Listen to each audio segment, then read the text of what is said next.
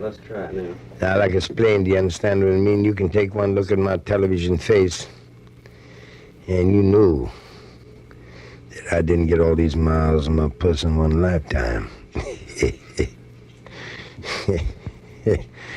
So I'm subject to be a reincarnation cat. And I am. And I know the Marquis de Sade just like an old Wild Lyle the Wild. Sports car flip. Wild Lyle the Wild, Marquis de Sade, both dug the same scene. Marquis de Sade, or Sade, or Sade Sade, or Sade Sade, as you like it. He was the kind of cat bleeding, having a good time, enjoying himself, calling all the cats in, and everybody enjoy, have a nice time, understand me? And the chicks dancing, and the music playing, and the juice going, and the goodies here and there, and the little fish at the back, and one thing and another, carrying on real crazy and cool, and the neighbors get green-eyed, report the cat, and bad rap him ever stepped away. Now, if you know anything about the Mark's history, you read his philosophy. He claimed if he was cutting down a real crazy, cool country road, and he saw a pretty little chick standing in front of a tree with a lettuce petticoat, and she looked so groovy and so wild and so sweet and so fine, you walk right up to her and you look her right dead into the soul of her eyes, and you say to her, "Baby, it's you and me behind the tree." And she say, "No, she's going against nature." So then the cat know you can't do that. Now you take the case of Eloise, Eloise. Case number 711-294, XBCDIC, number 7, book 5, chapter 11, library 10. Now he knew this chick didn't have no gold. So he pressed the fin into her palm. He said, "Baby, let's cut up to my pad and suck up a little good juice and listen to some good wax and carry on a little bit and have yourself a ball." She said, "Cool, cool." So she took his wing, started making it to the pad. And he got halfway there and just happened to pass the birch and rod stove. So the Mark says, "Excuse me, minute, sugar." He cut inside and picked up on 12 long, lean, multicolored, children's circus day, delicate style, beautifully balanced pony whips. Took the chick's wing, made it to the pad, and a bad rap the poor cat ever stepped away. Now, why did he pick up on them 12 long, thin ones? He knew this chick was a square. He knew she was not with the scene. He knew she was an octagon head. And he knew it would be the wrong thing to do to put such a square chick as she was up against such a tight stud as he was on the bed of Hyacinth's consequence without anointing the chick a little bit, and it done bad rapped him ever stepped away. Now you take the scene with the two Mark's buddy cats, the two chicks and two studs. They're sitting in a little gin joint on the petticoats of Paris, cutting up the Mark's latest gangbang. Carrying on, remembering and so on and so forth. And finally, boom, the door whammed open, in walks a stud about 9'2", built like a mortal anvil, with a face like a diamond hatchet, money falling out of all his pockets, diamonds and emeralds sparkling on his ring fingers. He's come swinging in the room like a giant mother non-stop cyclops, and he hit these cats sitting at the tables, a subconscious button so hard, they find themselves standing on their feet in the deep low bar of this cat joined the table, never laid eyes on them before in their life. Turned out to be Prince Minsky. And Prince Minsky was a kind of a cat that'd been there and back, gone there again, picked it up, rolled it, stomped it, flipped it, cut it, gassed it, sliced it, put it together again, kicked it around, put it down, put it up, put it in, put it out, took it there, left it there, kicked it, threw it, blew it, and shoo it, wanged it, banged it, and banged it, made every mother scene there was to make. He was a cat clean out of this mother-swinging sphere, was Prince Minsky. And he's a multi mother multi-millionaire. He's the kind of a cat surrounded with golden dikes. Anybody say, I don't know. He come with gold for the cat. He's busy picking up the money, can't complain no more. And he has spies all over the damn world picking up pretty bitches for him, left and right. Real crazy, freakish chicks, you know, toothless, because he got to get his kicks. And he had the payoff paid off. Understand what I mean? So he's a real crazy cat, and this cat is sitting there and letting me hip thee. He is not spending his money. He is coming on like Vesuvius reaching for Pompeii. He's blowing his gold. And the number 2 bus boy out on the circle 19 feet out is making $15, $20 a damn minute picking up the short change. The number 2 waiters is dropping out of the pockets. So this cat is swinging. So when eventually say, well, you know, I dig you cats pretty good. He say, you all right? Say, well, we enjoy you too. We really do, sir. He said, well, that's nice, because I got a potty pad right over the hill here. Say, everything have a good time. We'd say, how'd you like to join me out? They said, how long can I stay? He said, long as you like. So they paid the tab, and they cut up. And they cut out of the place.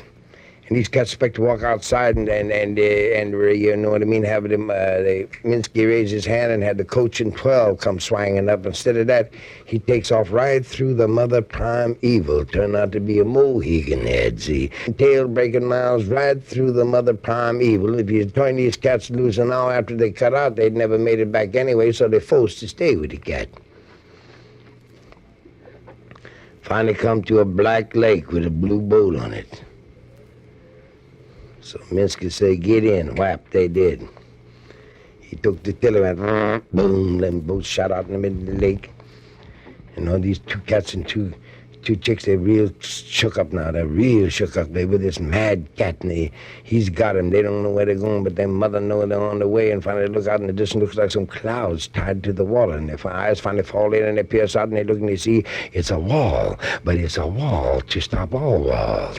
And God knows how high it is, but it must be 1,192 foot thick with a small uranium door in the middle of it, and the Mark kicks up his old Minsky kicks up his big old stalk leg, and boom, hit that big bucket. Door swam open, these cats go through, and boom, that mother closed like doomsday's break.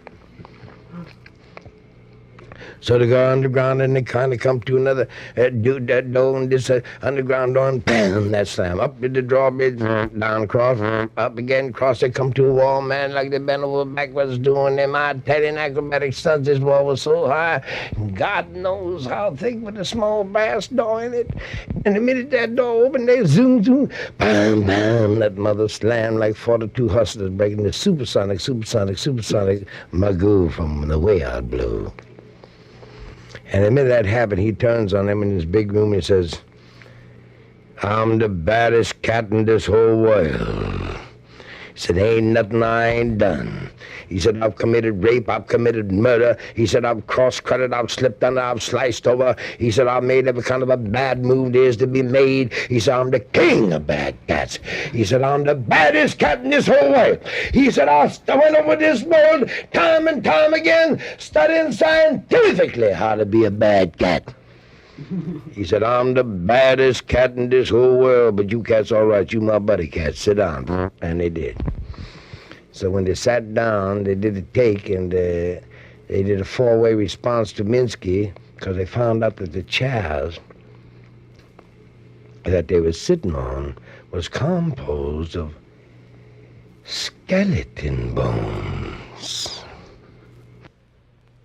Picks up on the take, he said, the Minsky picks up on the take, he said, yeah, I ate them cats last week. Well, it's us boys, you boys is home. Go say, anytime you better know me to hurry away. Said, we they were so shook up and so beat by this long stomping mouth, they're so hungry they can't hardly think of what they're doing. They're so flipped on out there. If their rectum had, if their throat had been, the rectum had been the throat, they'd been drooling through it. Yeah. So he says, well, I know you all gourmet heads. Yes, we know Debbie is too. And but he said, I prepared a big feast for you inside. He wants to come inside and enjoy it. So open it up, boom, they go inside. There's a big banquet table there about 15 feet wide and 32 feet long, loaded with goodies from goodies, sitting with 17 Christmas, 42 Thanksgiving. 9,000 natal day swings, and all the goodies and all the grooves and all the aromatics are swinging out and hitting these poor studs in their nostrils and then dying with hunger, but flipped clean out of the skull. So he finally walked out up to Let me check one thing. Something's happening here, and I don't know what it is. Twice, and then I thought it was me, but it's...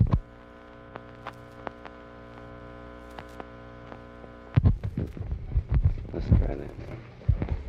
And how far along we were, Father? Let's catch it back to where it first started. Okay, we're getting it now. So like I explained, he's standing one end of this big long hall.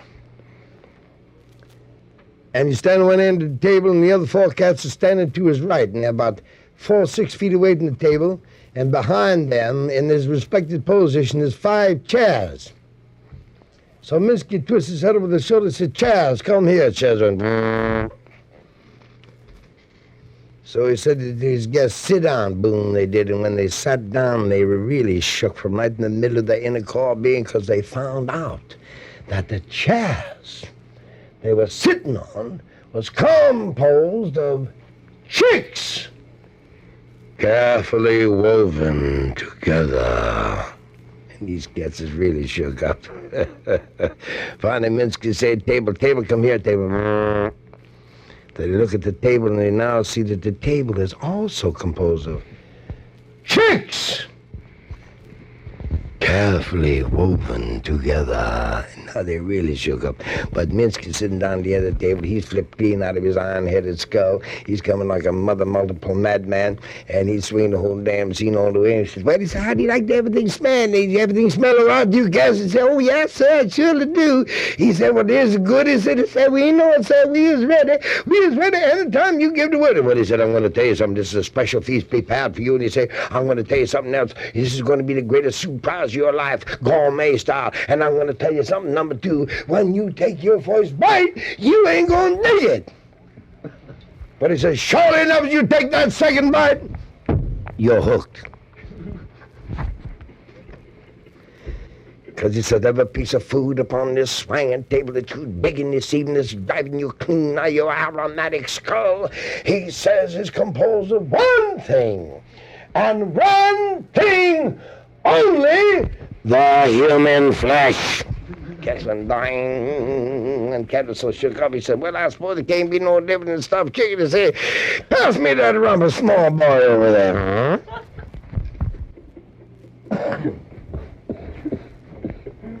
Fuck you, John.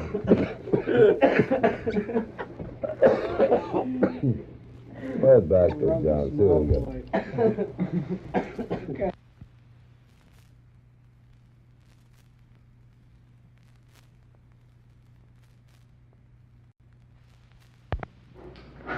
Okay, then.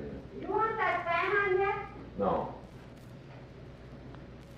Good morning, ladies and gentlemen. I wish you could be here on this beautiful day to see the sun shining down this magnificent avenue. All the fair ladies about and all the handsome gentlemen are there. For this is the day that everyone is saluting that celebrated international figure, Governor Slugwell.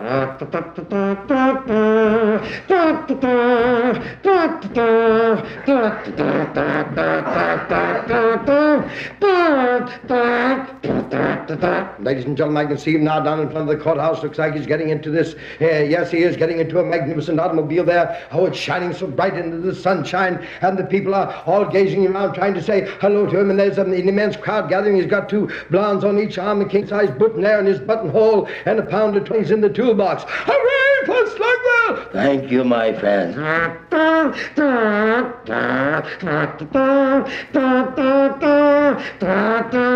Lady, will you stand back? What are you trying to get yourself killed? This is a parade, my dear woman. You got the mother of 5 children. Peanuts, popcorn, hot dogs, get them.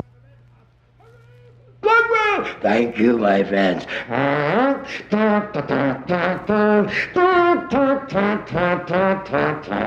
ladies and gentlemen, coming right down in the middle of the boulevard with its golden sunshine shining down on their magnificent uniforms is the pride of the nation, the 707 Elks Drum Corps Negro. Wham, bam,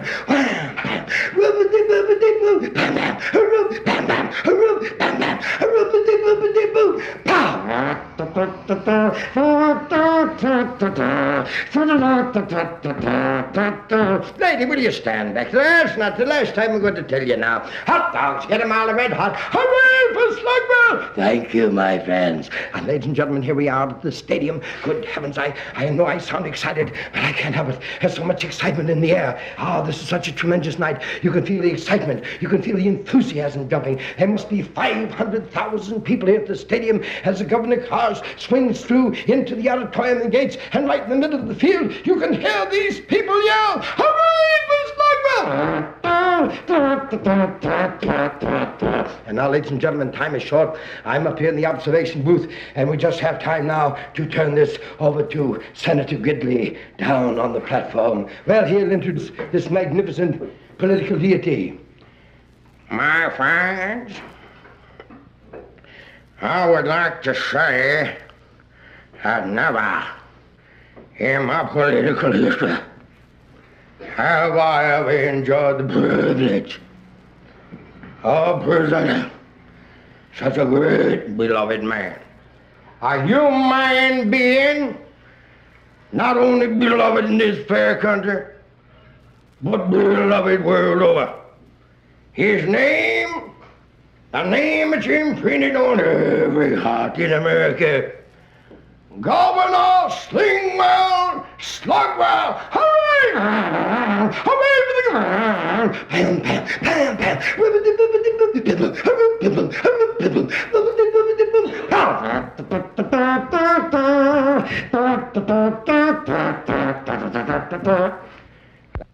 My friends, I would like to say that I've never before been greeted by such warmth and beauty. I'll be there in a moment, Mary. Now, I would like to say that things are going so well and so beautiful with me. My Rolls Royces are all running fine. 3 more oil wells came in. I just bought the waterworks last week. I've had the gas works for quite some time. And things are going at such a magnificent rate that I believe that it is possible for each and every member of this great state, the Employees Association, shall receive a substantial raise in salary amounting to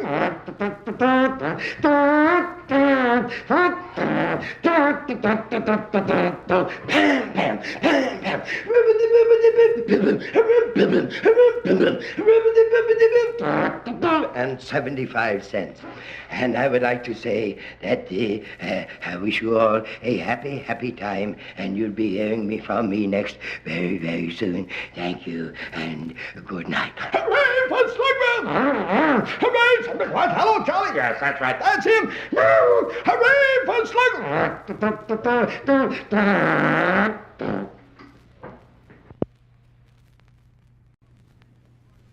My lords and my ladies of the royal court, Edgar, the swinging Edgar Allan Poe's magnificent torch, the Raven, has translated into the Semitic of the hip. Now you see, Poe didn't want that bird, he didn't need the bird, he didn't dig the bird, he didn't send for the bird, he didn't even know what aviary the bird came from. If they'd have knocked the bird on him postpaid, he wouldn't have dug it, because he was hung in front for a chick by the name of Lenore, who had already swooped the satellite, but that didn't bug Eddie. He's still knocking that torch and coal on there, say, "Can they see me in Flip City?" But just like I say, so many times, when you don't want the bird, when you don't need the bird, when you haven't got the first possible use for the bird, that's when you get it. And that's what happened to poor Eddie. He say, "It was a real drug midnight. Dreary. I was goofing, beat and weary over many a freakish volume of forgotten score, when suddenly there came a tapping, as if some cat were gently riffing, knocking rhythm at my pad's door. 'Tis the landlady, I muttered. On her broom she flies the rounding, sounding for her rent. Which? Only this and nothing more. No, if I ever get out of this spin,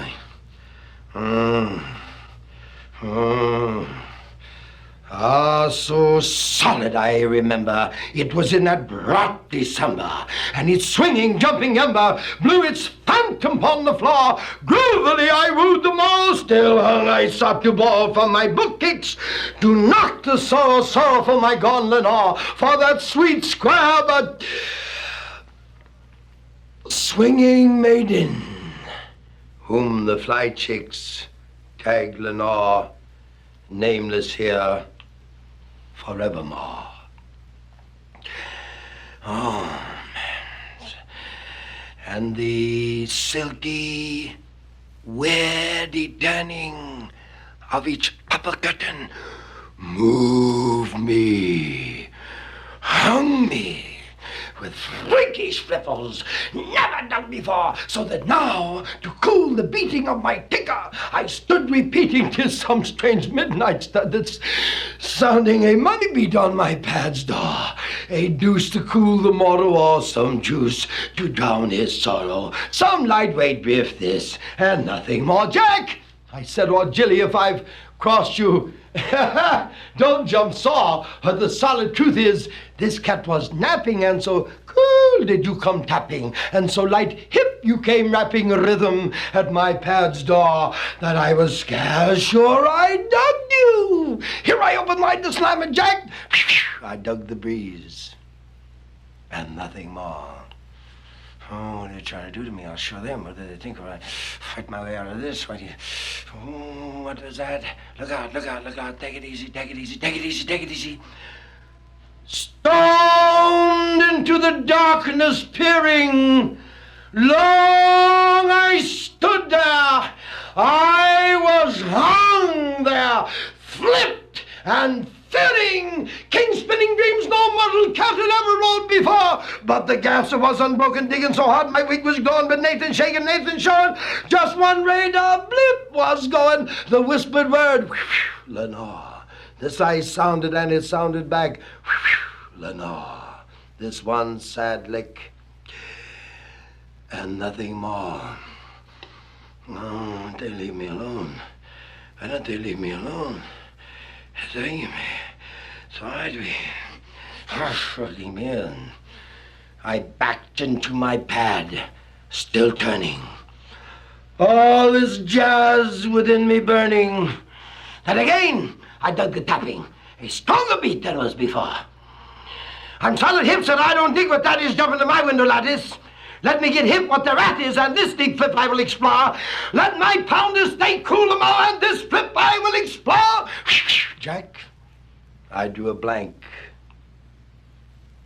and nothing more. Who do they think they are to do this to me? Gone full out, I flung the shutter, when with many a flip and flutter, in there stomped a king-size bugbird Jack from way back days of yore. Not a minute tipped or hung he, not a minute brought or down he, but with stance of king and queen, he swung above my sweet pad's door, lit upon the busted palace. Sat goofing there,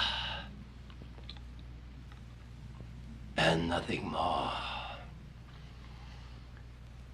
I'm solid hip, said I, that you're no craven. Gas a grim and beat up raven goofing from the night's Plutonian shore. Swing hip me to what thy tag is on the night's Plutonian shore. Flip the bugbird, nevermore. Solid wig me this bird to dig me, though it cocked out not upon the score. For we cannot help agreeing that no single human being ever was so sent by seeing a wig like this above his pad's door with such a tag as nevermore. Now, you see, this blasted bugbird kept bugging Edgar and gave him such a dreadful time of it that Edgar now wants to divorce the bird. He wants to expel the bird. He doesn't care whether the bird Newly nor Eleanor or any of these cats. He wants to blow the bird. So I think the bird put one too many nevermores on him. I don't know how much they weigh, but it was just enough to flip that little isinglass at the end of the fuse and blow the whole gig. Poe is now flipping. He looks at the bird and he says, "By this lick, you have flipped my meter.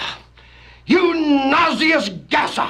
You endless repeater! Screw before I blow my red-hot stack! Blow back to your Plutonian shore! Leave no feather on my heather! Take your black gas rolled together! Leave this pad my torch unbroken! Screw from the roost above my door! Flip the bugbird, near sever, Miazor."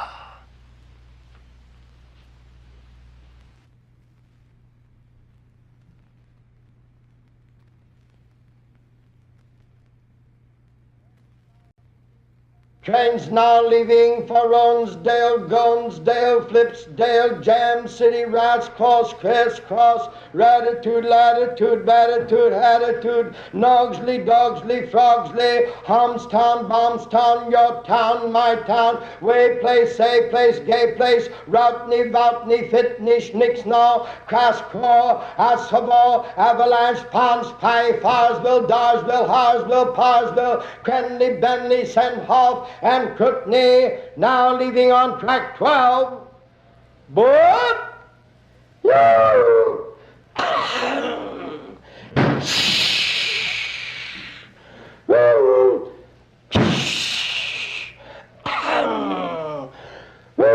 tickets, please. Poppity bop, poppity bop, boopity boopity boopity boop, poppity bop, poppity bop, boopity boopity boopity boop. Tickets, please. Let's get our tickets out here. Tickets, please. Peanuts, popcorn, get them on the red hot. Tickets, please. Tickets, please. Let's get our tickets out here. Hoppity bop, hoppity bop, boopity boopity boopity boop, hoppity bop, hoppity bop, boopity boopity boopity boop. Tickets, please. Tickets. Last call for the diner. How we doing, Fred? Right on time, Charlie. Tickets, please. Let's have our tickets out here. Hoppity boop, hoppity boop, bippity bippity bippity bip, hoppity boop, hoppity boop, bippity bippity bippity bip, hoppity boop, bippity bippity bippity bip.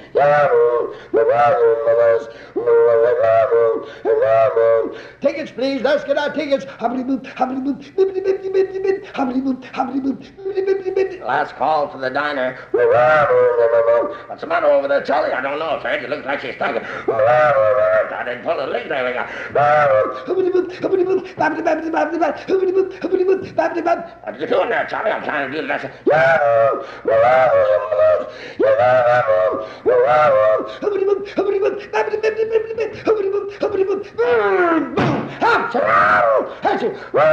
Get your stretcher, Fred. I'll let him do it. Lift all right. Help, help. What's got the ambulance going now? 27 dead and 14 injured.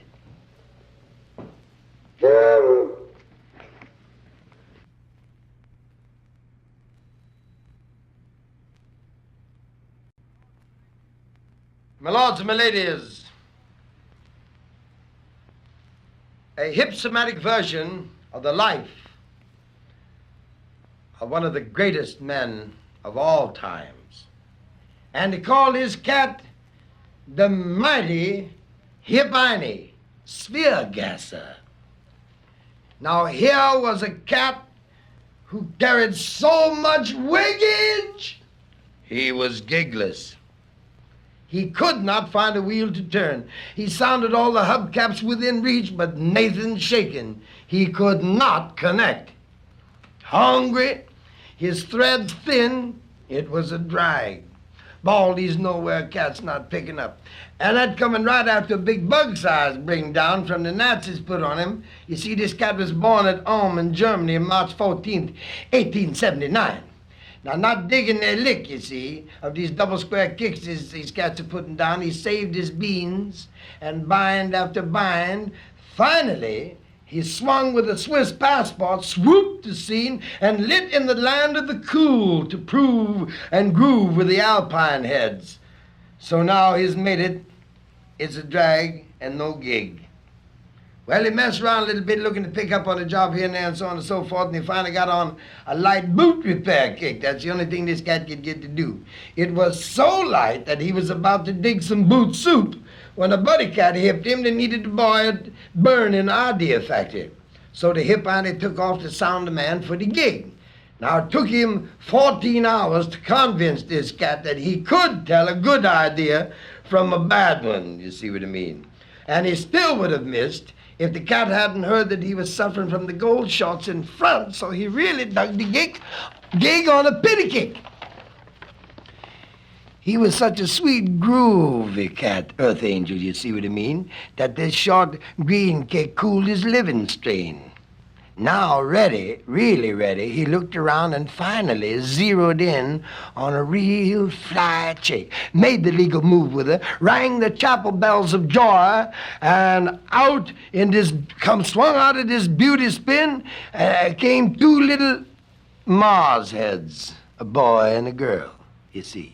His pad now jumped with the sweet swinging light of life. He delegated his routine job duties to the third frame of his subconscious mind and proceeded to lay back into the longest goof in the history of that far-out wig stretch. He became the king of all spaceheads. He goofed through the zonosphere and the voutosphere and the routosphere and the hipposphere and the flipposphere and the zipposphere and the gonosphere and the way gonosphere. He was way on out there. And as a matter of fact, he was gone so long and was so far out that when he returned and cooled and dug what he brought back with him, he flipped. Shook the poor cat so bad he couldn't leave his pad for 2 weeks. Dig that scene. And sat in the sack every lick at a time. It was not only too much for him, it was too much for the sphere. This we will dig later. Well, being a tough cat in front, he was soon on his feet. He sucked up a little juice, you see what I mean, took his pen in hand and got it down on paper. Now, this here paper that I'm going to hip you about caused Max Born, a top-flight physicist cat, sometime later to state the greatest gasser of all spearhead book kicks is Let Me Hip You, Volume 17, Series 4, Yearbook of Physics, 1900 and jump in 5. When this book hit the streets, it hit the spacehead cats hard. No cat mentioned it for 4 years, and no cat moved for 5 years more. Here and there, cat would dig a single hole, but it was so far out he couldn't dig anyone in his cat circle to cut it up with, so the cat would be hung, dig? Finally, this great lick started to spark the spacehead grapevine, and all the space cats were tuning in. One cat said, yeah, I shuffled 222 times, come out the same every time. Seemed like me, like the lick is so. The cat said, I'm with you. Where do we go to surrender? The grapevine blew so hard they pressed a better gig on the Hip Einie, a top hubcap and summit head of the University of Zurich. A real cool cat, Freddie Adler, stepped aside to make it possible with this remark. He say, if we can pick up this here king of spaceheads, the great Hip Einie, let's make the scene at once. Let this great cat take the chair, I'll make the stool. You see what I mean? He was a real hip cat. Now, you see what I mean? What caused all this furor was the fact that the Hip Einie wailed it down in the Spacehead Cat's paper. He said, in the Spacehead Cat's paper, he said, the scientific journal heads, he said, you go on out to latitude 777 and longitude 444 and get out there at the unveiling of the big heater, and they say you put some necklaces around that ship and hold it real cool, anchors around like necklaces, see what I mean, and hold it real cool and get out every brownie and camera that you can grab you and lay your hands upon. And they say at the unveiling of the heater, start snapping all them pictures. And they say if you snap it all the way through till the finale of that unveiling and switch it downstairs and put it in the treatment, he say you're going to find on one of them pictures in a far-out, crazy, gone, uncouth-headed canyon in a way-out valley, the great Mother Cosmo Head. That's what he printed in the paper. That's what flipped everybody. Everybody flipping all over the place. Cats, I can say, couldn't be so, couldn't be this, couldn't be that. Finally, 2 English space heads picked up on him. When I said, yes, man, they said, what you think about that Hip Einie? Well, I believe the cat's with it all the way. He looked like he got it down here pretty groovy. He looked like he got the licks straight and up to date. He say, let's you and me make a little history here. We'll throw this here news into the treasure cat and sound him for a little expedition man in, put the scene down and make a little history. Cat said, that's right. So they stomped in to see the treasure cat. Say, what you say, Mr. T? Say, it's cool in here. It's cool, nice and cool in the vault. Say, yeah, it is pretty groovy. Say, what's on your mind, boys? He said, well, you ever hear about a cat called the Hip Einie? He said, oh, the Hip Einie. I said, no, I never hear that cat. He said, what's a cat blow? He said, well, he's a scientific spacehead cat, you see what I mean? And he blew a little item in the Spacehead Journal would say that if we go out to latitude 777 and longitude 444 and we put necklace around the boat with the anchors, you know, and anchor real cool and crazy and get out all them brownie cameras, he say, and we start snapping, the unveiling of the heater, he done say that in a far out corner, in an uncouth-headed canyon, away up there in the vance will lay the great swinging mother Cosmo head. The cat said, that's good for the war. He said, that's what I say. That's why we're here, you know what I mean? We figured you'd dig the lick. He said, of course, that's good for the war. He said, all right, I'm glad you boys come over. He say, what's this little gig gonna cost? Like expense like? Spacehead cat say, oh, it ain't gonna cost nothing like some little old 2 million clams. Man, what do you mean stomping in here like a madman, jumping up and down, talking clean out of your skull? Tiredest things is about 2 million clams. Is you crazy? Some cat sit down and dream up a big scold and something. Did the cat see it? He said, no. He said, well, that's what I'm trying to explain. You get talking completely crazy out of your mind. I said, what's the cat's real name? He said, Albert Einstein. He said, just what I thought. Some far-out Levantine cat going to get you way out on a long, thin limb and snap it off. But you see what happened? The spacehead and the Hip Einie's lick was too strong for Mr. T. So Mr. T come up with the 2 million clams. So here they swing on out here. They get out to latitude 777 and latitude 444, and they got the expedition all tight and all cool, and they put the anchors around the boat like a necklace, see what I mean? Hold it real cool and steady, and boom, here come the unveiling of the big heater. And these cats are snapping pictures of this all over the place. They're snapping it through the legs, they're snapping it upside down, they're snapping it this way, they're snapping it that way, they're snapping it, they're double snapping it, they're snapping it everywhere it is to snap it. You see, it was over. Downstairs they go to develop these negatives, see what I mean, and see where the picture was. So they got 4,424 pictures, and they come down to, the cat said, you see it yet? I said, no, I ain't seen it yet, but he sure got some crazy jazz. He picked up on some wild pictures, pretty wild pictures. And they go to 2,227, you see it yet? I said, no, I didn't dig it yet. No, I hadn't seen it, but I know it's here someplace. I said, that's what I believe too. And get to 3,227 pictures. I said, man, it's a long time coming. But he said, yeah, I know that, but just show some crazy shots. Let's keep going. So they get to 4,109.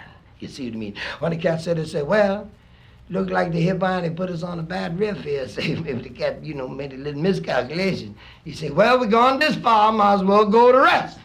And on the last picture that done developed in a great big crazy far out corner in an uncouth-headed chasm was the longest neon tube these cats ever dug in their life.